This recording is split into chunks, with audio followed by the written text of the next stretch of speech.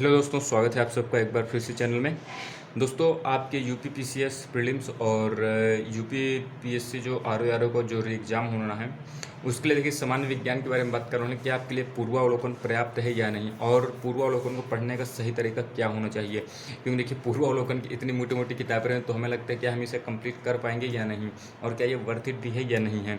तो दोस्तों, मैं आपको अपने अनुभव से बता दूँ, क्योंकि मैंने भी पूर्वावलोकन सीरीज़ को फॉलो किया है और मैं 2024 के नई फिर से कंप्लीट कर रहा हूँ।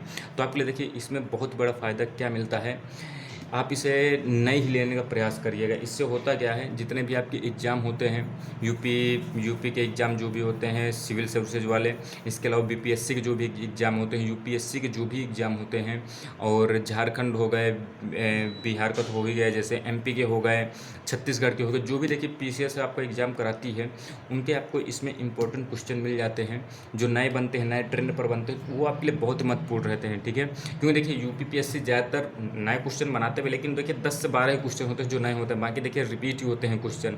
ठीक है, सब कहने की बात है कि आउट ऑफ सिलेबस क्वेश्चन हो गया, पता नहीं हमने देखा नहीं, तो देखिए वो जानबूझ के ऐसे क्वेश्चन रखे जाते हैं कि आप उन क्वेश्चन में फंसे और आपका माइंड खराब हो, और अन्य क्वेश्चन जो आ रहे हैं वो आपसे न बन पाए।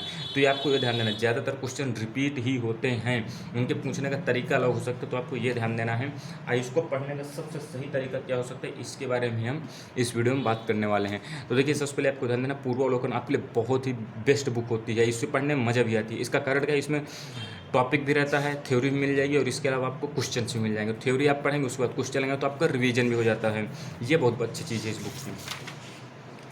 देखिए इसका मूल्य आप देख सकते हैं 550 रुपये यहाँ पर लिखा हुआ है। बाकी इस पर जो भी डिस्काउंट 15-20-25% जो भी आपको मिलेगा, तो लगभग 450 के आसपास की आपको पड़ जाएगी। ठीक है, यहाँ पर देखिए भौतिक विज्ञान, यहाँ पर देख सकते हैं तीनों चीज़ें आपको कवर हैं, भौतिक विज्ञान, रसायन विज्ञान और आपका जीव विज्ञान।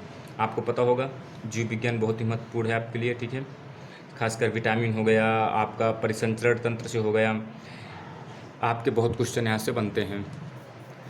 तो देखिए आपके लिए जैसे भौतिक विज्ञान में अब आपको ये नहीं समझ में आता है कि कौन सा टॉपिक महत्वपूर्ण है या नहीं, तो आपको देखिए इस बुक से बहुत ही अच्छा अंदाज़ा मिलता है कि वो टॉपिक आपके लिए महत्वपूर्ण है या नहीं। उसका सबसे बड़ा कारण क्या है, देखिए इस पर कुल क्वेश्चन कितने दिए गए हैं, 31,295। अब आप सोचिए 31,295 जब आप क्वेश्चन कर लेंगे, तो आपको कितना ज़्यादा आपका मोटिवेशन अच्छा होगा, और आपको कॉन्फिडेंस कितना बिल्डअप होगा। और ये ऐसा भी नहीं कि आपको एक बार इन्हें पढ़ना, दोबारा इतना ही पढ़ना, नहीं पढ़ना है। मैं आपको बताऊँगा आपको सही तरीका क्या हो सकता है।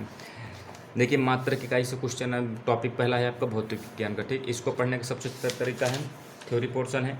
इस पर आपको देखिए जो चीज़ आपको लग रहा है कि इंपॉर्टेंट है और वो मुझे पहली बार मैंने सुने, तो उसे आप नीचे अंडरलाइन कर सकते हैं, या आपके पास हाईलाइटर तो उसे हाईलाइट कर सकते हैं। ठीक है, इसको देखिए ये सब चीज़ हो गई, भौतिक राशि और उनके व्युत्पन्न मात्रक, एसआई के मूल मात्रक आपने देखा, ये बहुत ही क्वेश्चन आते हैं। एसआई मात्रक और आपके सीजीआई मात्रक बहुत ही पूछे जाते हैं। इसको देखिए प्रश्नकोश है। अब देखिए इस पर पहले ही टॉपिक से मात्रक वाले से कितने क्वेश्चन बने, 52 क्वेश्चन बने। अब देखिए आपको यहाँ सब क्वेश्चन अटेम्प्ट नहीं करने हैं। अब देखिए यहाँ पर देखिए क्या पूछेगा, निम्न से कौन सी है जो कि मूल राशि है, मूल भौतिक राशि है। तो मूल भौतिक राशि आपको पता होना चाहिए विद्युत धारा है, ना कि बल है, ना वेग, ना कार्य। अब जैसे क्वेश्चन, इसके बाद ये आपका एक्सप्लेनेशन बहुत ही महत्वपूर्ण है आपके एग्जाम के लिए, ये आपको ज़रूर ध्यान देना है। ठीक है, जैसे ये क्वेश्चन हो गया, इसके देखिए शक्ति का मात्रक, शक्ति का मात्रक आपको पता ही होना चाहिए क्या होता है, वाट होता है। हर्ट्ज किसका, अब देखिए यहाँ पर ये भी ध्यान देना है, हर्ट्ज क्या होता है ये भी आपको ध्यान देना है, वोल्ट क्या होता है ये भी ध्यान देना है, न्यूट्रॉन क्या है ये आपको ध्यान देना है। आपको ऑप्शन भी अच्छे से पढ़ना है, उनके बारे में आपको ध्यान करना है कि इनसे महत्वपूर्ण पॉइंट्स क्या निकल सकते हैं आपके लिए। अब जैसे विद्युत शक्ति की इकाई, अब देखिए यहाँ पर आपने कर लिया होता तो विद्युत शक्ति क्या हो जाती, वाट हो जाती कि ना हो जाती, ये देखिए सी इसमें। तो आपको ऐसे आपको पढ़ने का इसका तरीका ढूंढना है, ताकि आपको अच्छी मजबूती मिले। इसको देखिए बल का मात्रा, अब जैसे आप इन्हें पढ़ चुके हैं ना, इन्हें आप छोड़ दीजिए। अब जैसे आपको आवृत्ति को मापा जाता है, ये आपको पता है हर्ट्ज से मापा जाता है। देखिए यहाँ पर हर्ट्ज ऑप्शन था, ये क्वेश्चन आपको बन गया था। यहाँ पर देखिए हर्ट्ज से क्या मापा जाता है, ये आपको पता होगा। चालक की देखिए वैद्युत प्रतिरोधकता की इकाई। अब देखिए मान लीजिए आपको क्वेश्चन नहीं है, तब देखिए ये क्योंकि कन्फ्यूजन में था क्वेश्चन। अब यहाँ पर देखिए फराड पहले बात तो गलत लिखा है। ठीक है, वोल्ट एम्पियर ओम। अब देखिए चालक की वैद्युत प्रतिरोधकता की इकाई की बात करें तो ये क्या होता है, rho equal to R A upon L होता है। ठीक है, ये आपको ध्यान देना है। इसका जो मात्रक क्या होता है, यहाँ पे आप देखेंगे वैद्युत प्रतिरोधकता, देखिए कम प्रतिरोधकता, इसका जो मात्रक है इसकी एसआई यूनिट ओम मीटर होती है, ये चीज़ आपको ध्यान देना है। अब देखिए मान लीजिए क्वेश्चन आपसे नहीं बन रहा है, एक बार पढ़ा ठीक। दूसरी बार जब आप पढ़ने जाएँ तो आप यहाँ पर इसे टिक लगा सकते हैं कि मैंने एक बार इसे पढ़ लिया। ठीक। जैसे ही आप यहाँ पे टिक लगाएंगे तो आप जब दोबारा आप देखिए, मान लीजिए एक टिक ये हो गया, दो, यानी 52 में आपको 10 या 12 क्वेश्चन ऐसे मिलेंगे जो आपको टिक लगाएंगे, यानी उन्हें आपको दोबारा रिवीजन करना है। बाकी एक बार में ही आपको ऐसे नए सिरे से शुरू करें तो बात अलग है, बाकी आप एक दो बार मतलब 3-4 साल से यदि कंपटीशन में, तो आपको अंदाजा हो जाता है ये क्वेश्चन आते हैं आपको। ठीक है। तो जो क्वेश्चन आपको लगता है कि मुझे दोबारा रिवीजन करना है, उनमें आप टिक लगा लीजिए, एक टिक लगाना है एक बार। अब जब दोबारा आप रिवीजन करेंगे तो 52 में आपको केवल 10 या 12 क्वेश्चन ही रिवीजन करने हैं जिनमें टिक लगे हैं, बाकी आपको छोड़ देने हैं, उनका एक्सप्लेनेशन भी पढ़ना है। ठीक है। अब जैसे ही आपने उन्हें पढ़ लिया, अब आपको फिर भी एक बार लगेगा 10-12 क्वेश्चन में भी आपको लगेगा जब दोबारा रिवीजन करेंगे कि ये शायद हो सकता है मुझे एक बार और रिवीजन पड़े, तो आप उसमें एक और टिक लगा दीजिए, यानी कितने 2 टिक हो जाएंगे। और जब आप तीसरी बार रिवीजन करेंगे तो आपको वो 2 टिक वाले क्वेश्चन को ही पढ़ना है। तो आप सोचिए एक टॉपिक से 52 से आपको 10-12 क्वेश्चन में 10-12 क्वेश्चन में मुश्किल से 4 या 5 क्वेश्चन है जिनका आपको रिवीजन करना है। तो आप खुद ही सोचिए आपके कितने दिन में ये टॉपिक तैयार हो जाएंगे और कितने दिन में किताब खत्म हो जाएगी। देखिए पहली बार में हो सकता है आपको 10 से 12 दिन लगे ख़त्म करने में इतनी बुक को, दूसरी बार पढ़ेंगे तो 3 से 4 दिन लगेंगे, लेकिन आप तीसरी बार आप देखेंगे ना, लगभग यदि आप यहाँ पे देखेंगे ना कितने क्वेश्चन हैं यहाँ पर 31,000 क्वेश्चन हैं। 31,000 में लगभग आपको जब दूसरी बार रिवीजन करेंगे तो आपको 4 से 5,000 ही ऐसे क्वेश्चन होंगे जो जिसका आपको दूसरी बार रिवीजन करना होगा। क्योंकि देखिए थोड़ा सा आप भी समझिए, आप लोगों को भी ना, यदि आप देखिए मैथ साइड से होंगे तो आपको देखिए जीव विज्ञान में जरूर थोड़ा समय लगता है, बाकी भौतिक विज्ञान रसायन विज्ञान में उतने कठिन क्वेश्चन नहीं बनते हैं। ठीक है। जीव विज्ञान में क्योंकि ये अपडेट होता रहता है, करंट अफेयर से भी अपडेट होता रहता है, इसलिए आपको इससे थोड़ा सा हार्ड क्वेश्चन बन सकते हैं। अन्यथा और चीज़ें हैं जो आपके लिए महत्वपूर्ण उतनी नहीं है और उतनी ज़्यादा कठिन भी नहीं है यदि आप मैथ साइड से, साइंस साइड से भी रहे होंगे। तो आपके देखिए दूसरी बार में 5 से 6,000 के क्वेश्चन हैं जो आपके लिए महत्वपूर्ण रहेंगे। तो इन क्वेश्चन को तैयार करें 3 से 4 दिन ही लगने वाले हैं आपको। अब तीसरी बार रिवीजन करने को बैठेंगे तो 1,000 ही क्वेश्चन होंगे, और उन 1,000 क्वेश्चन को आपको 2 दिन में आराम से 2 से 3 दिन में लगातार आप अच्छे से जल्दी रिवीजन करेंगे तो आपका 100% पूरा हो जाएगा, क्योंकि आपको क्वेश्चन ही देखने हैं। ठीक है। तो आपको इसलिए ये बुक बहुत ही महत्वपूर्ण हो जाती है, इस पर आपको बहुत ही अच्छे खासे क्वेश्चन देखने को मिल जाते हैं। अब देखिए यदि हम बात करते हैं आगे, देखिए जीव विज्ञान कहाँ से स्टार्ट है आपका, G417।